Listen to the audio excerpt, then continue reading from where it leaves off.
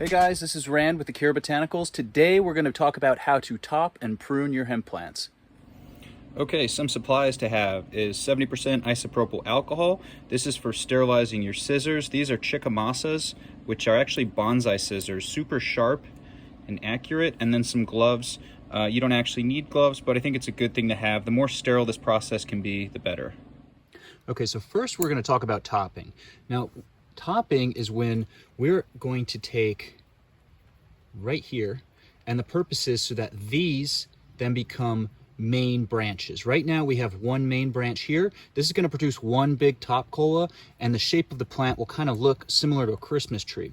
When you take this off, it then forces the plant to redirect its growth into these two branches. Those are these right here. So these will become the fan leaves, and the next two will actually sprout branches, and you'll have two top colas, and you'll have a more bushy frame instead of kind of a big up and down frame, which is better for our greenhouse setting. So what I'm going to do is I'm just going to get in here and very carefully take that. And that's all you do. Okay, now you want to top your hemp plants when you have roughly 5 to 6 nodes. Now each node is one of these, where it kind of V's out.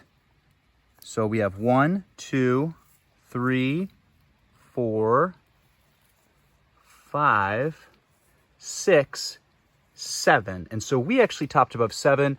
My plants in the field have been topped at 5. These went an extra week because I just kind of forgot about them. But nonetheless, it's honestly not too late. You can top them here, but we also could have topped back down here as well, and it would have been just as fine. Now, another thing I'm going to do while I'm topping is I'm going to take off some of this lower stuff here. I'm going to take off anything down here, and that's for multiple reasons. One is because it's not really going to do much for the plant itself. I might even take these as well, but a lot of these little branches, they don't end up getting any light and kind of just use unnecessary energy to produce larf, which we don't want. We want nice big buds. So I'm going to take this off. Also, that helps keep the plant a little bit cleaner. If you're watering and water splashes up, you really don't want it getting on the leaves. Since we're going to be transplanting this one out to the field, I'm honestly tempted to take these and just kind of plant it deep. So I'm going to go ahead and do that now. And now these will be our lowest 2 branches, and those should hopefully be able to get some light. Okay, now in terms of what to prune, I understand it can be a little intimidating at first. But one thing to look for is basically anything that has a leaf coming out like this, we're going to take. So all these leaves that you see that are sticking out, protruding, you know, this one up here, we're going to take all that stuff. Okay, so here's an example of a plant that needs to be pruned. And where this plant is in its life cycle, it's got maybe a week or 2 left of flower. And I should have been pruning this probably a week or so ago, but just the way things are, they got busy. So I will show you now what we're going to take. Now we're pretty much going to take all of this. Any leaf that is sticking out, we do a really hard prune. The best way to go about it is to just grab several leaves. Some of these fan leaves will just break off. You can break them off with your hands. Some of the ones that are off of these branches, you don't want to pull since they tend to rip rather than just break off like the bigger fan leaves on the base of the stem. But we're just going through and we're going to take all of this. Now, what this does is it's really going to open the plant up. It's going to increase airflow, which is very important to prevent fungal disease and to promote healthy growth. It's also going to initiate a hormone response. It's definitely a stress response.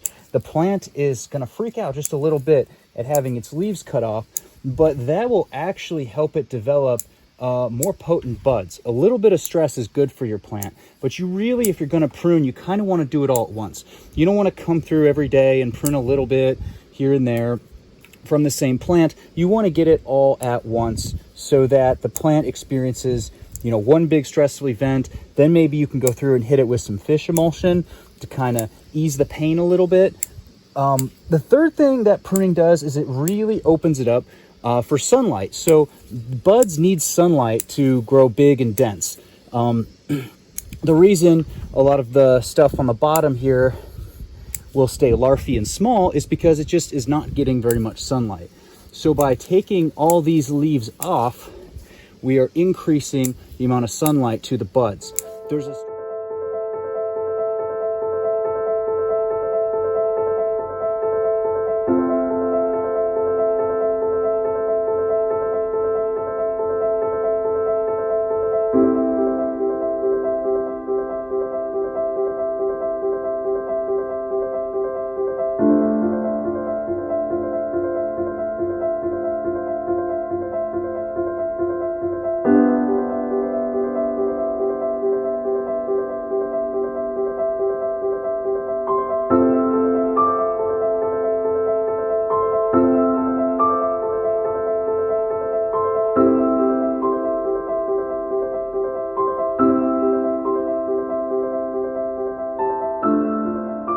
So the first time we prune is going to be typically right before flower when we top. So we're going to top, we're going to clean up the bottom.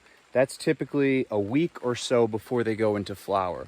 Now right here, we have these plants in here. These are about 3 weeks into flower. You can see they've started to stretch, send out their main shoots, and these are the bud sites, right?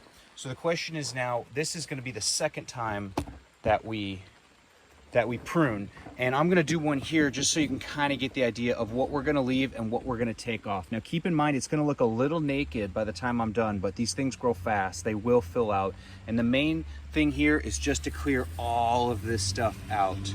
All these little side shoots, these are not going to produce anything. They're just going to get shaded, and this is also going to impede airflow, make you susceptible to things like powdery mildew, leaf septoria, etc. Okay, so I cut away a little section so we can get in here. I just want to show you a little bit more what I'm talking about. So all of this has to go, this behind it has to go, all of this has to go. We're going to be taking off all of these. These are attempting to be bud sites, but the fact of the matter is this is going to get shaded out really fast. So I'm going to basically be taking everything up to about here-ish. So we'll leave that top half, but pretty much everything on the lower half needs to come out. These side shoots, that needs to go. And a lot of this is going to be plant specific. This is a very bushy plant. If this was a smaller plant, I would probably try to leave more leaf matter, but because this is so big and bushy, more has to be taken. Okay, so here's the plant after.